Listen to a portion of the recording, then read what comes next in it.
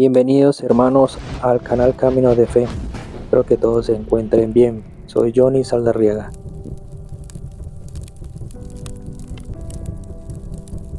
No olvides suscribirte al canal, darle me gusta y compartir para que podamos llegar a más familias que posiblemente carecen de Dios. Deja tu comentario y pulgar arriba si el video te gustó. Eso de que solo se debe creer en lo que viene o se escribe en la Biblia es una idea que se puede refutar a sí misma, pues no viene en la Biblia por sí sola, del cielo, caída del cielo.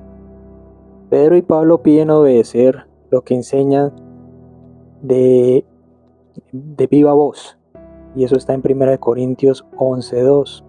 Al inicio del cristianismo no existía la Biblia.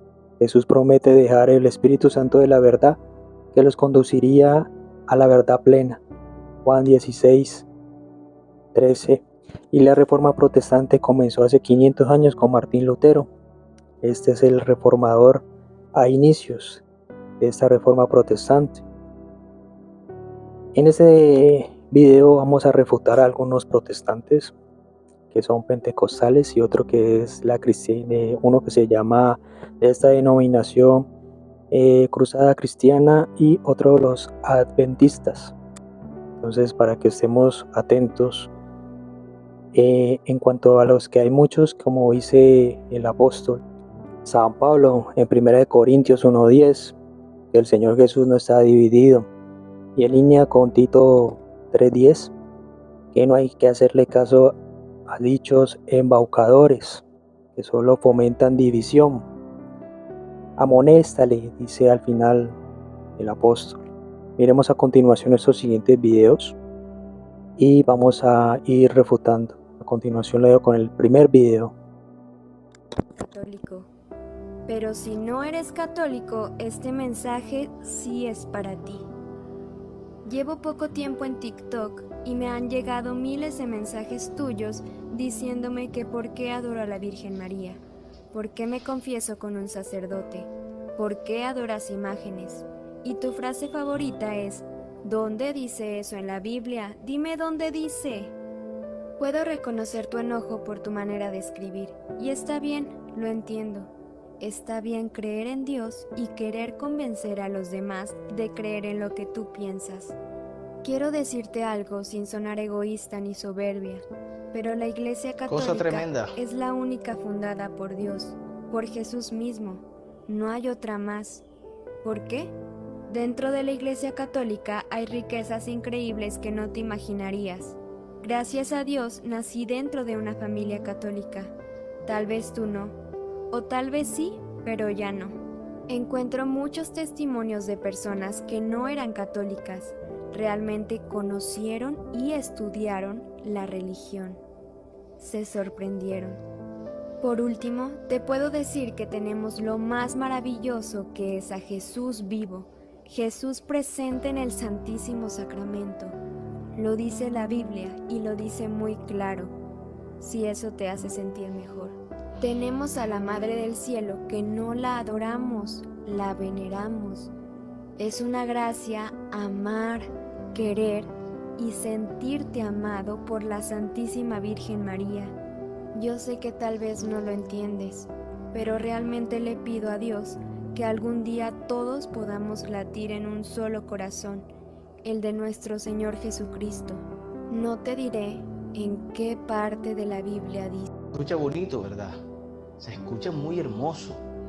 Una voz muy tierna, muy melodiosa, la de la joven que cuenta en el video, para que se escuche verdadero. Pero el hecho que se escuche bonito, que se escuche una voz melodiosa, no quiere decir que lo que ella esté diciendo sea verdad. Es nuestra obligación predicar la palabra. No estás obligado a creer, pero sí es mi obligación predicarte el Evangelio. Nunca es en vano predicar la palabra. Nos hemos ganado muchos católicos cuando predicamos, cuando explicamos sobre la idolatría. ¿Esto es idolatría o no es idolatría? Miren esta, mírenla. Hermanos, si nosotros leemos el Salmo 115, aquí lo voy a colocar. El Salmo 115 dice que tenemos que cuidarnos de los ídolos, porque ellos tienen ojos, pero no ven, oídos, pero no oyen, tienen piernas, pero no andan. Pregunto yo, ¿acaso las imágenes de yeso, de oro, de plata de los católicos, acaso los ojos de esas imágenes sí ven?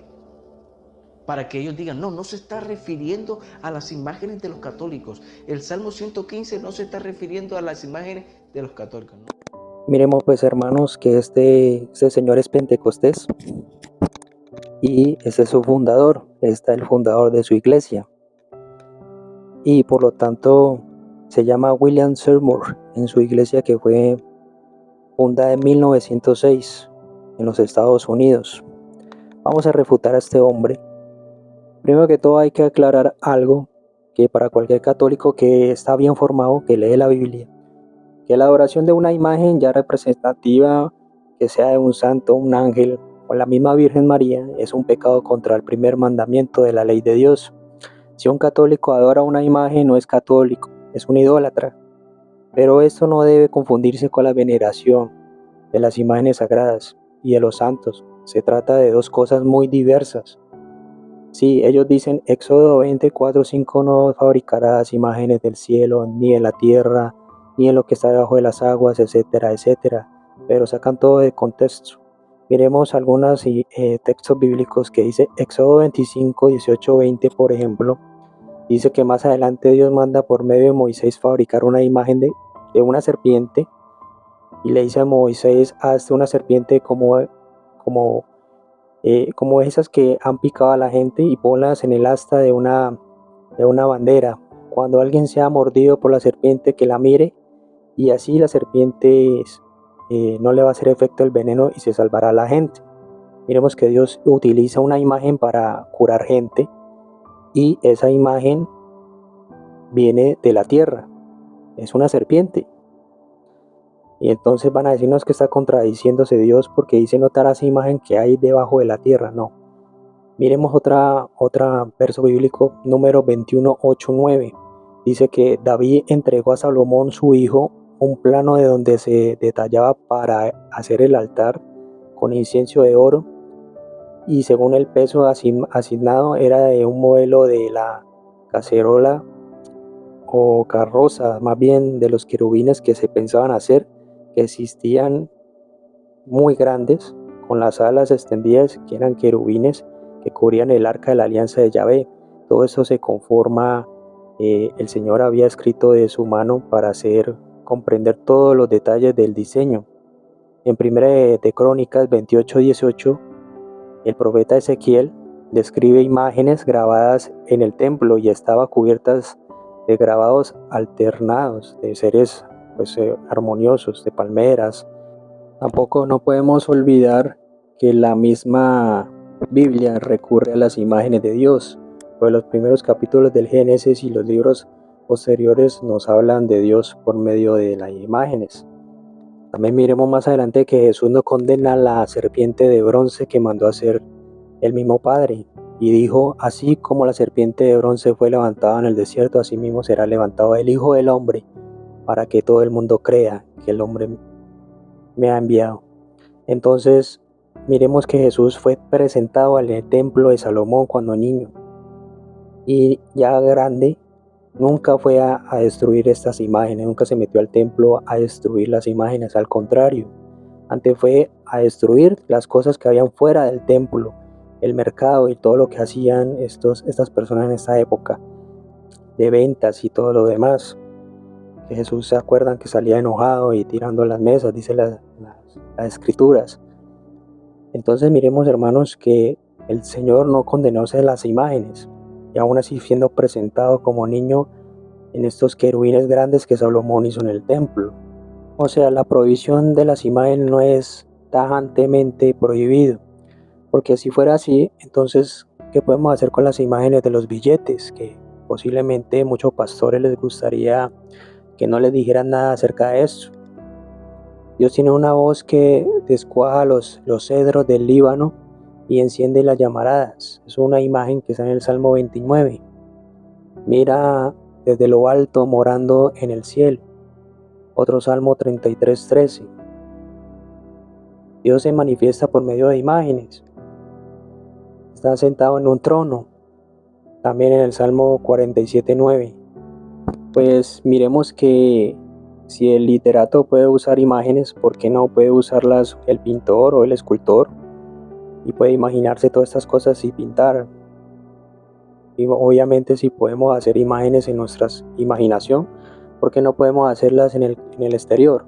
Evidentemente esto nos muestra que la intención y el alcance de este mandamiento de Dios es otro.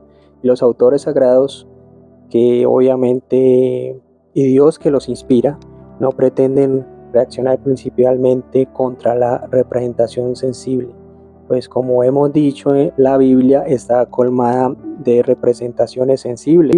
Miremos el apóstol Pablo también en Gálatas 6:14, que él se dice que gloria en la cruz de Jesucristo, la cruz que es una imagen. Entonces, hermanos, sabe San Pablo que la cruz es algo, el símbolo del cristiano, por lo tanto es una imagen. Y obviamente Dios prohíbe la fabricación de imágenes destinadas a la adoración, porque el culto de la adoración solo se le corresponde es a Dios. Y obviamente es pecado, es idolatría. El adorar una imagen sea representativa de Dios. Miremos que ahí obviamente la utilizan a veces los santeros, los brujos, eso, que utilizan las imágenes religiosas para engañar por medio del demonio, ya eso es idolatría. El católico ignorante que vaya a estos cultos, pues obviamente va a ser un idólatra y aparte de eso va a consultar brujos. Entonces va contra el primer mandamiento. Obviamente es una idolatría el solo hecho de representar a Dios con una imagen, y el rendir la imagen es una veneración que no termine en ella, sino que la persona venerada o en Dios mismo, del mismo modo de que un joven que tiene sobre su mesa una fotografía de su novia o su esposa, no está enamorado del papel, sino que lo que representa. Eso es lo que yo no entiendo. Miremos a continuación este siguiente video de la ignorancia de este pastor protestante. Quebrar, porque esta mugre, esta muñeca, si me puede, esta muñeca, esta es la Guadalupe, mi amigo. Esto está vacío. Esto no vale nada. A ver, aquí queda un pedazo de cabeza. Esto no vale nada. Esto es pura basura. Es terrible. Este hombre se llama Hugo Albornoz y es de la Cruzada Cristiana. Según él, es su doctrina, sana doctrina, y pues es sensible, es delicado lo que está haciendo. Mientras tanto, las cosas sagradas cumplen una función muy importante y nos ayuda a orar, a pensar en el cielo. Cada vez que miramos una imagen de Jesús o de la Virgen, estamos pensando en el cielo. Y es importante saber que esto lo hacían los primeros cristianos cuando no existía la Biblia, y con este fin se podía evangelizar, porque ya no tenían acceso a, muchas veces también no sabían leer, no sabían escribir. Los monjes utilizaban las imágenes para ese entonces para que las personas pudieran ser evangelizadas. Miremos a continuación el siguiente video. Este cura católico se atreve a decir que el catecismo está por encima de las sagradas escrituras. Hermano, así como están escuchando, presten atención. Testigos de Jehová se basan en la Biblia, los mormones en la Biblia. Todos los herejes anticristianos se basan en la Biblia, pero no en el catecismo. El catecismo es la tradición de la Iglesia. El catecismo es la tradición de la Iglesia. Y la tradición de la Iglesia está por encima de la Sagrada Escritura, porque la Sagrada Escritura se debe interpretar según la tradición de la Iglesia. Qué cosa tan terrible, mi hermano, que el catecismo está por encima y se burla de los cristianos porque nosotros nos basamos solamente en la Biblia. Pero la Biblia dice, cielo y tierra pasarán, pero mis palabras no pasarán. Él dice eso del cura porque todas las doctrinas católicas están basadas en el catecismo y no en la Biblia. Siempre existieron los catequistas, ahora es que dicen que son predicadores de la palabra. Esa no es la iglesia de Cristo. A mí me causa gracia porque ellos se ríen pensando pues en su ironía y en su forma de expresar sus gestos ante una cosa que posiblemente en su ignorancia no ha podido entender. La Biblia y el catecismo son herramientas completamente complementarias para los católicos, cada una de sus propios propósitos y autoridad. Por lo tanto, la tradición y la Sagrada Escritura son pilares fundamentales de la Iglesia Católica y ambas son partes de la revelación de Dios. Aquí podemos ver que están profanando el cuerpo de Cristo, y es como lo hacen estos hombres a través de su voz, la pasan dividiendo. Pongo esa imagen como expresando lo que posiblemente se podría ver todo lo que dicen, y así se podría ver el Señor frustrado. Y miremos más allá. Al analizar brevemente la afirmación protestante según la cual no hay una revelación ni autoridad doctrinal que la contenía la Biblia, hemos ya mencionado que esta doctrina es bíblica, más bien no bíblica. En ningún lugar de la Biblia dice eso, y la Biblia dice lo contrario, como podemos leer en diversos textos, algunos ya citados, como por ejemplo, como cuando San Juan dice que hay además de estas otras muchas cosas que hizo Jesús, las cuales si se escribieran en todo el mundo, creo que no cabrían todos los libros que se escribirían pues para hacer lo que hizo Jesús. Y eso está en Juan 21:25. Es decir, que todo no está escrito en la Biblia. Y finalizando su tercera carta, también dice muchas cosas tenía que escribirse más. No quiero escribirte con tinta y pluma, más espero verte pronto y hablaremos de viva voz. Dice San Juan también en su tercera carta, está en el capítulo 13, versículo 14. Lo mismo Pablo, por su parte, manda que se transmita lo que se ha oído pues también por voz, garantizando pues por muchos testigos. Y esto se confía a los hombres fieles, quienes sean y obviamente por sus enseñanzas hayan aprendido. Obviamente también dice 2 Timoteo 2:2, conservar pues sin desprendimiento la forma de las palabras sanas que de mí oísteis. Lo mismo, la misma ahí en línea, dice Timoteo, por esto también nosotros hacemos gracias a Dios incesantemente, de que habiendo vuestro recibimiento de la palabra de Dios, que de nosotros oísteis, la hacéis, y no como palabras de hombre, sino tal cual es verdaderamente como palabra de Dios. Y aquí es la más importante, que es la tradición apostólica, 1 de Tesalonicenses 2:15. Os recordamos, hermanos, en el nombre de nuestro Señor Jesucristo, que pues sigan las tradiciones de nosotros, y ya sea por habla o por escrito.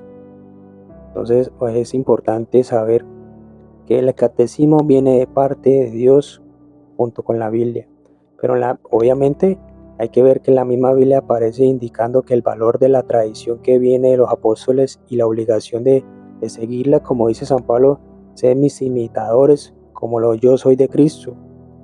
Os alabo porque en todas las cosas os acordáis de mí y conserváis las tradiciones tal como os es transmitidas. Y pues como vemos, este hermano protestante está diciendo que el padre dice algunos disparates, y no es así. Pues gracias a la Iglesia Católica ellos tienen Biblia, y aunque incompleta, ya que tenemos nosotros 73 libros en nuestra Biblia, y ellos tienen 66. Y obviamente la Biblia tal como la conocemos hoy fue recopilada por primera vez en el siglo III después de Cristo, el Papa Damasco I.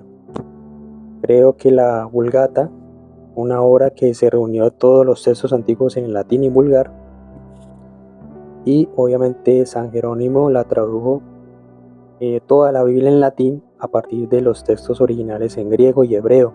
Esta tradición se conoce como la Vulgata y fue la primera en basarse en los textos originales. Él juntó toda la escritura y dijo, esto es palabra de Dios.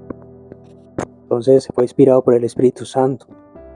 La Biblia, obviamente, en esa época no existía a partir del tercer siglo en la parte de atrás. ¿Dónde estaban ellos en 1906? Lee la pregunta, porque ellos dicen que ellos tienen su Biblia con sus 66 libros, en la Biblia completa.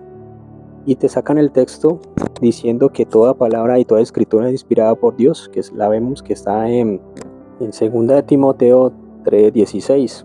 Sí, dice que toda escritura es palabra y inspirada por Dios.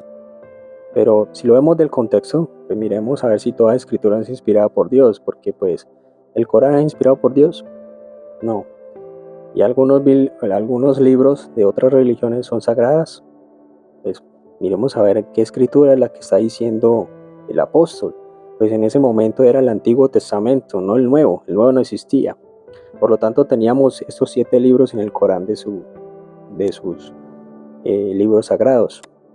Y ellos le quitaron pues, los 7 libros restantes gracias a Martín Lutero. Entonces no pueden decir lo contrario. No pueden refutar la verdad ni la historia.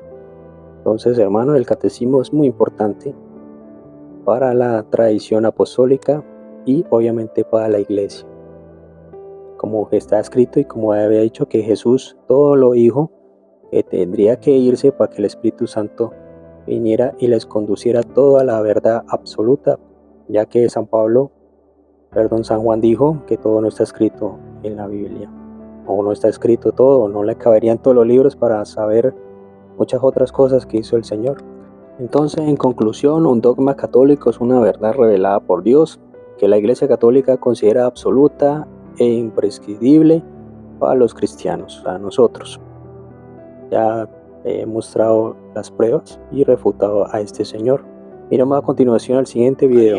No deben llamarse cristianos. Escuchemos y sobre todo miremos si como cristianos debemos creer esto, sí o no, ¿qué nos dice la Biblia?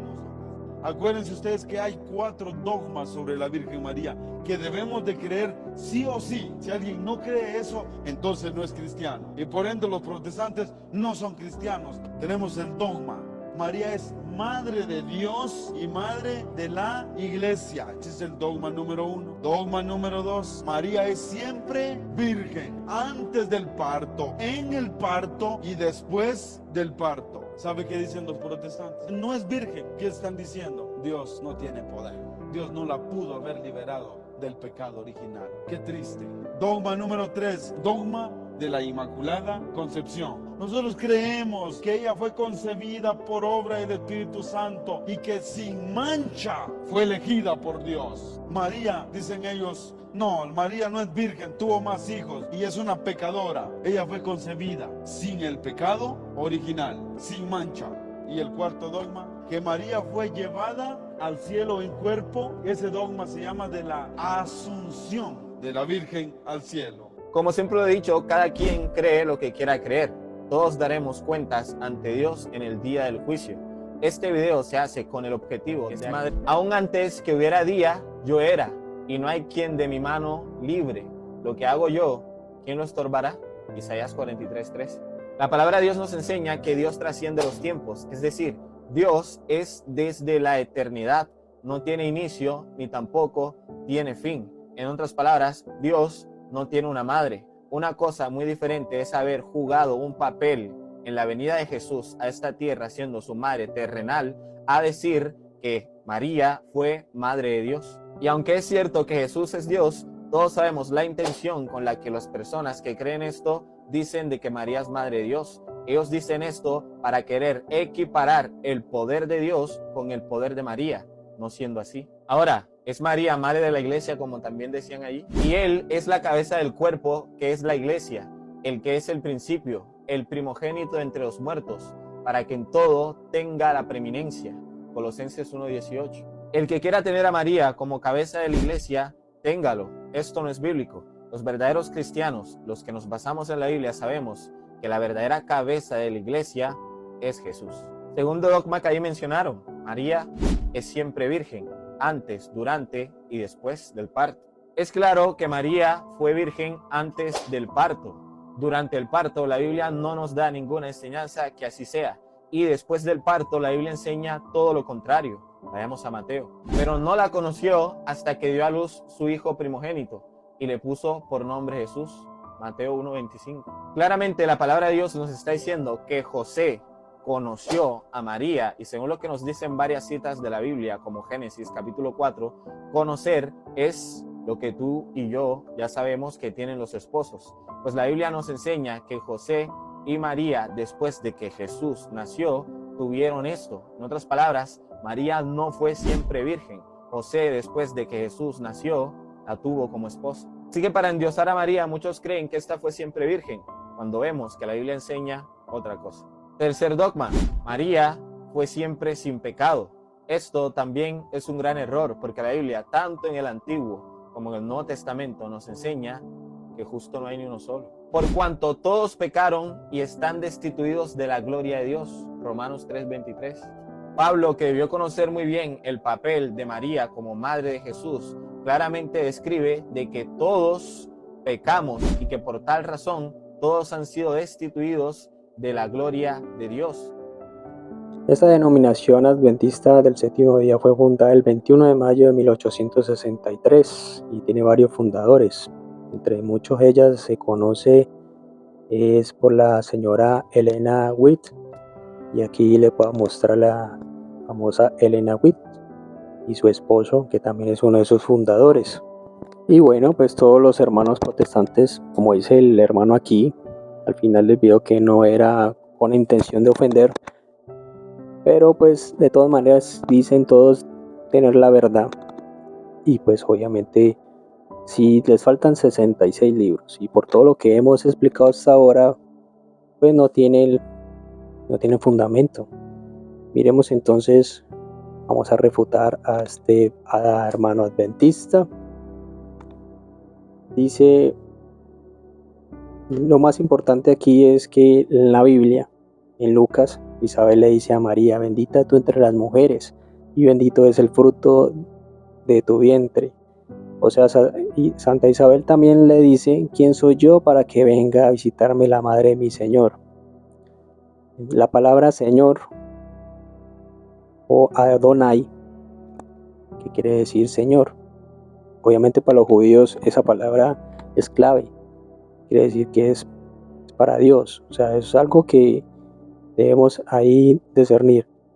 Más adelante, Gálatas 4:4, al llegar la plenitud de los tiempos, envió Dios a su Hijo nacido de mujer. Dios se hizo hombre sin dejar de ser Dios. Por ende, María es madre de Jesús y Dios, hombre verdadero. O sea, los textos más antiguos se refieren a ella como virgen, dando a entender que consideraban esa casualidad como un hecho permanente. El Evangelio de Mateo y el Evangelio de Lucas presentan a María como una mujer, o una joven más bien, una joven no mujer, sino una joven virgen, cuando consistió en quedarse encinta por la obra del Espíritu Santo. El Corán afirma que María concibió a Jesús por intercesión divina, sin tener relaciones sexuales con ningún hombre. Juan 1:13, el que nació no de la sangre, ni del deseo de la carne, ni del deseo del hombre, sino que nació de Dios. Y ahí vamos viendo textos bíblicos que dan fundamento de que la Virgen es virgen, y después del parto y después y antes del parto. San Lucas usa 2 veces la palabra virgen, porque no dijo una joven o una mujer. Es que es lógico. Si hubiera sido así, pues entonces pensaríamos diferente, pero dice sencillamente porque el escritor sagrado se refiere aquí a las palabras de los profetas del Antiguo Testamento que afirmaban que Dios sería recibido por una virgen, o sea, una doncella. Isaías 7:14 dice: el Señor pues les dará esta señal: la virgen está embarazada y dará a luz un varón, quien le pondrán por nombre Emmanuel, que quiere decir Dios con nosotros. Está totalmente claro. Isaías no está mintiendo, ni está loco. Yo no sé por qué ocultan estos textos bíblicos. Y en la Anunciación el ángel le dice a María que concebiría un hijo. María respondió al ángel: ¿cómo será esto? Pues que no conozco varón. Lucas 1:34. Porque María hace esta pregunta: conocer quiere decir para los hebreos significa tener relaciones. Si ella tuviera planes de tener relaciones con José o con otro hombre, entonces la pregunta sería absurda. Por eso, desde el principio, como se puede constatar al leer los padres de la iglesia, los cristianos han entendido que en este pasaje que María tenía un voto de virginidad, y hay que discernir algo aquí. San José también lo tenía, porque era un hombre justo, o sea que no se podía haberse casado siendo no virgen. Es ilógico, porque San José cumplía los mandamientos de Dios, decía que era un hombre justo. Entonces ambos eran vírgenes. Es algo de discernir. Ya ambos tenían este voto de castidad, que debía mantenerse aún en caso de el mismo matrimonio, y sabemos que algunos judíos hacían esto en voto. Ejemplo, los esenios. Además habían mujeres consagradas vírgenes para hacer servicio en el templo. Y la palabra hasta, como dice este hermano, la Biblia dice que José no conocía a María, no tuvo relaciones sexuales con ella, hasta que ella dio a luz. Según los protestantes, dicen ellos, el uso de la palabra hasta implica que José y María tuvieron relaciones después de dar a luz, pero esto es una errónea interpretación del lenguaje bíblico. Hay muchos pasajes de la Biblia en que la palabra hasta no indica un cambio posterior de estado. Por ejemplo, en 1 Corintios 15:25, porque debe él, o sea Jesús, reinar hasta que ponga a todos sus enemigos bajo sus pies. Obviamente Cristo no dejará de reinar después de vencer a sus enemigos. Es ilógico. Más bien será entonces cuando su reino se haga evidente a todos. Y la Biblia nos dice que Cristo reinará para siempre. Nos dice que reinará para siempre. Lucas 1:32. Otros ejemplos del uso de la palabra hasta, sin cambio posterior, obviamente de estado, en el Antiguo Testamento, en Génesis 8:5 y el 49:10. Por lo tanto, miremos que en Hebreos 4:15 Jesús compartió nuestra condición humana, pero menos en el pecado. Y por lógico que la mujer a la que él escogió debía haber sido, o seguramente, tenía que ser obviamente consagrada, intachable, sin ninguna mancha, porque él es Dios, es perfecto. Y obviamente por su perfección tiene que ser, tuvo que haber preparado una mujer perfecta, una madre perfecta, y así lo quiso él. Igualmente, como él es rey, Jesucristo es rey, manda a Dios a saludar al ángel Gabriel con la palabra salve. La palabra salve, Dios te salve, que es prácticamente un saludo a la realeza. Recordemos que Jesús, cuando lo crucificaron, le decían salve, rey de los judíos, en burla. Entonces, la palabra salve quiere decir un gran saludo a la reina, y esto obviamente la tradición judía, que lo podemos ver en Primera de Reyes 2:19, donde el rey no le niega nada a la madre y la sienta a su diestra. Entonces, un claro ejemplo de que la esposa del rey no es la reina, sino su mamá. Entonces, hermanos, por otro lado, también es importante saber la importancia de cómo Dios le hizo intachable a su mamá, porque Jesucristo es Dios segunda persona de la Trinidad. No decimos que de Dios Padre, sino de Jesucristo. Entonces, ahí creo que hemos refutado a este hombre, a estos adventistas y al Pentecostés. Por lo tanto, hermanos, también miremos algo importante. Nuestra Señora nos manda a decir, hagan lo que Él les diga. Ellos no hacen eso. Y tampoco la tienen como la bienaventurada, como está en Lucas.